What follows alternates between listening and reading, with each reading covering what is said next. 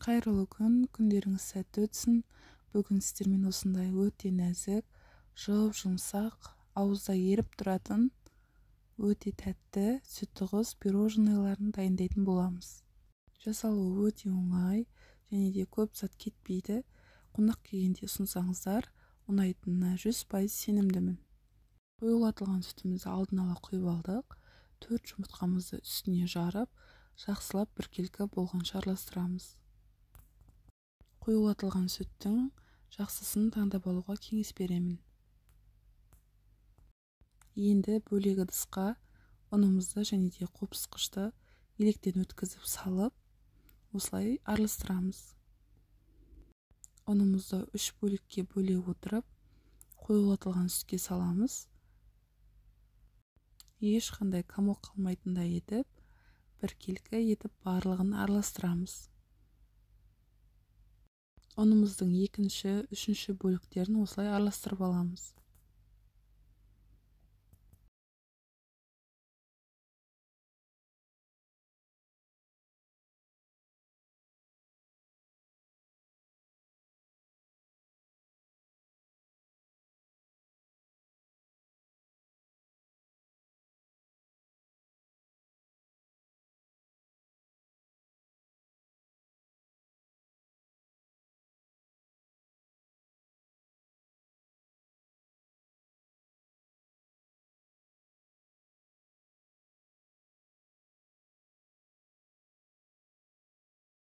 Неге қамырымыз дайын болып қалды. Енді осы қамырды пергамент қағазға 9-10 қасықтан құйып, 4-1 етіп жайып шығамыз. Сүт-тұғыз тортын, сүт-тұғыздың пирожныйларын пісіретін болсаңыздар, пергамент қағаздың сапалысын таңдаңыздар. Менде теплоновая бумага, бір рет пайдаланғаннан кейін шайып алып, қайтадан қолдана берсеңіздер болады. Қамырларыңыз ешқандай жабыспай піседі, кондитерлік дүкендерде сатылады. Қамырымызды осылай 4-1 етіп, қасықтың көмегімен біркелкі етіп, барынша жайып шығамыз. Алдын ала қызып тұрған пеште 7-8 минутта пісіп шығады. Барлық қамырды осылайынан пісіріп аламыз. Бізде осындай қамыр шығады. Сүт-тұғыз пирожные өте тез піседі, сондықтан беткі бөлігінің күйіп кетпеуін қарап отырыңыздар. Енді крем дайындап алатын боламыз. Тоңазытқыштан алынған міндетті түрде салқын творожныйға және де қант ұнтағын жақсылап біріккенше араластырып аламыз. 33% үстіне кілегейді қосамыз. Кілегейде міндетті түрде барлығы салқын болса, кремдеріңіз жақсы шығады. Мен 33% осындай кілегейді қолдандым. Табиғи кілегейлерді бірден қатты миксерлеп жіберуге болмайды. Менің миксерім мая шығып кетеді. Скоросқа дейін көтеріледі. Шамамен 5 минут шамасында миксерлейміз. Бірінші скорста, екінші миксерім 5 скоросқа дейін көтеріледі. Алғашқы 1-2 минутында бірінші скорста және көтереміз. Егер бірден қатты скорста кілегейіміздің майы шығып кетпеу керек, және де егер де бірден қатты скорстан бастайтын болсаңыздар, өзінің бабымен кілегейіміз шықпайды. Магазиндерге осылай жақсы формасын ұстайды. Корждарымызға 3 бөлікке бөліп жағатын боламыз. Корждарға ешқандай пропитка жасамасаңыздар да өте нәзік, жұмсақ болып шығады. Кремімізді жағып алғаннан кейін коржымызды теріс төңкеріп үстіне қоямыз. Ол беткі бөлігінің бізде теп-тегіс шығуы үшін қажет. Пирогтарымызды осылай барлығын жинап аламыз.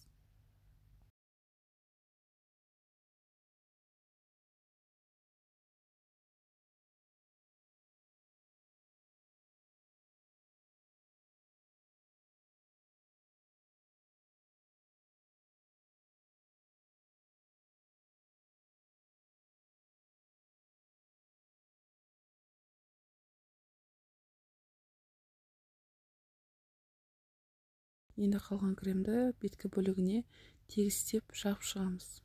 Пирожныйды пропиткаге 2-3 сағатқа қалдырсаңыздар болады. Мен асығыстау болғандықтан бірден осылай кремін жағып, жиектерін кесіп, безендіріп, осылай ыдыстарыма салып алдым. Бізде пирожныйлар біркелкі шығу үшін осылай бетін тегістеп алғаннан кейін ұзындығы мен енін өлшеп аламыз. Бөлікке бөліп ұзынан кесіп шығамыз.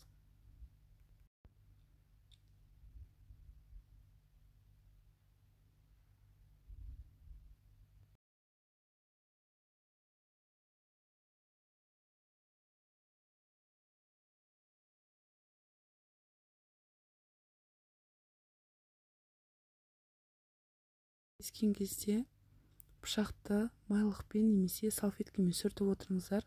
Сонда астыңғы жақта кесілген корждары пышақпен бірге бетіне шығып, бізде бүлдірмейтін болады.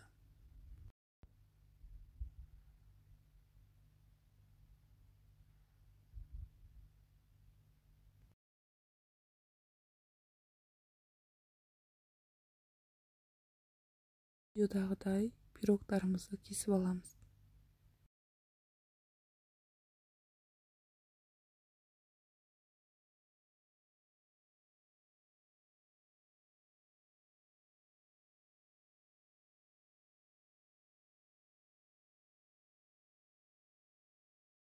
Менде аз ғана мөлшерде крем қалды. Осы кремді насадкамен мешокқа салып алдым. Бетіне гүл жасап шығатын боламын. Қалауыңызға қарай сәндесеңіздер болады. Барлығын осылай салып алғаннан кейін бетіне посыпка себемін.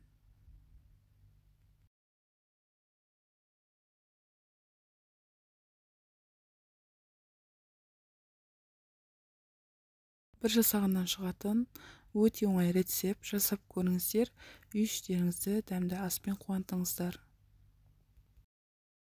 Егер де каналға тіркелмеген болсаңыздар, алда шығатын рецепттерді жіберіп алмас үшін каналға тіркелулеріңізді ұсынамын. Ас болсын!